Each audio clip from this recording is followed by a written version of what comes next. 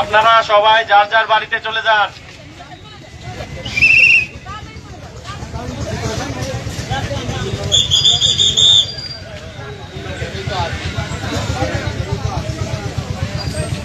যে বিএনপির আজকে পাল্টাপাল্টি যে কর্মসূচি দুই গ্রুপের যে সামনেগর যে পরিস্থিতি খুব সুন্দর ছিল, হঠাৎ মাত্র বিএনপির জেলা থেকে যে কমিটিটা দিছে, এই কমিটি দেওয়ার পরে বিএনপির দুই গ্রুপে এক গ্রুপ দাবি করতেছে যারা তারা পদ প্রত্যাশী ছিল তারা পায় নাই, আর এক গ্রুপ যারা পাইছে তারা শান্তিপূর্ণ সমাবেশ করবে। দুই গ্রুপে মুখোমুখি অবস্থান উপজেলা প্রশাসন, সেনাবাহিনী, ছাত্র জনতা এবং আমাদের ছাত্র প্রতিনিধি, সাংবাদিক সবাই মিলে আমরা প্রতিহত করি।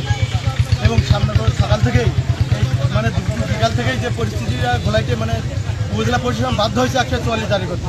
144 বাধ্য হওয়ার পর 44 যারা ভঙ্গ করে তারা দুই গ্রুপে মুখোমুখি সংঘর্ষ, কয়েকজন গুরুতর আহত হয়েছে। আমাদের সামনে থানা ভারপ্রাপ্ত কর্মকর্তা ওসি মহোদয়ও পায়ে ইট লাগছে, আমাদের একজন আনসার ভাইয়ের বুকে ইট লাগছে, কয়েকজন পথচারী ছাত্র একজনের মাথায় ইট লাগছে, এরকম বেশ কয়েকজন আহত হয়েছে।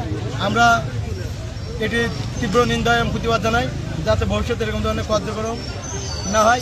সবাই মোটামুটি শান্ত হয়ে গেছে, পরিবেশ এখন যথেষ্ট পরিমাণ শান্ত আছে। আমরা রাস্তার পরিবেশ দেখলে বুঝতে পারছি যে এখানে কী পরিমাণ ভয়ানক অবস্থা হয়েছিল। তবে শ্যামনগরের যেই প্রশাসনিক যারা ছিল তারা যথেষ্ট পরিমাণ ভূমি রাখছে এখানে মারামারির পরবর্তী সময়ে, মারামারি হওয়ার মুহূর্তে তারা যথেষ্ট পরিমাণ সাহসিক ভূমিকা রাখছে, রেখে এখানে সব কিছু কন্ট্রোল নিয়ে আসছে। তবে স্পটে উপস্থিত হওয়ার আগেই কিছু বিশৃঙ্খলা, অনাকাঙ্ক্ষিত কিছু ঘটনা ঘটে গেছে এখানে। তো পুলিশ, আনসার, সেনা সদস্য সবাই এখনও এখানে সমবেত আছে। যেহেতু মূল সমস্যাটা শ্যামনগর প্রপার কেন্দ্রিক হওয়ার কথা ছিল, সেজন্য সবাই প্রশাসনিক লোকজন অধিকাংশ সবাই শ্যামনগর স্ট্যান্ডের উপরে সবাই ছিল, সেখানে সবাই টহল দিচ্ছিল।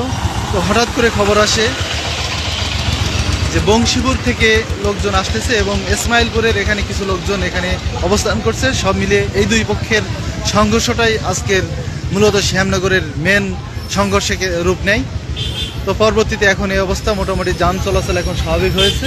তবে এখানে এখনও যথেষ্ট পরিমাণ আনসার, পুলিশ এবং সেনা সদস্য মোতায়েন আছে। সবাই কঠোরভাবে অবস্থান নিয়েছে এবং শ্যামনগরে 144 ধারা জারি করা আছে।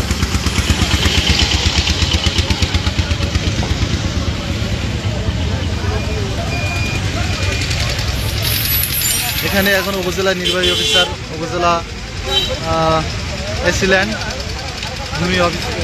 নির্বাহী ভূমি অফিসার এবং প্রেস ক্লাবের সভাপতি সহ অন্যান্য সকল কর্মকর্তাগণ এখানে উপস্থিত আছেন।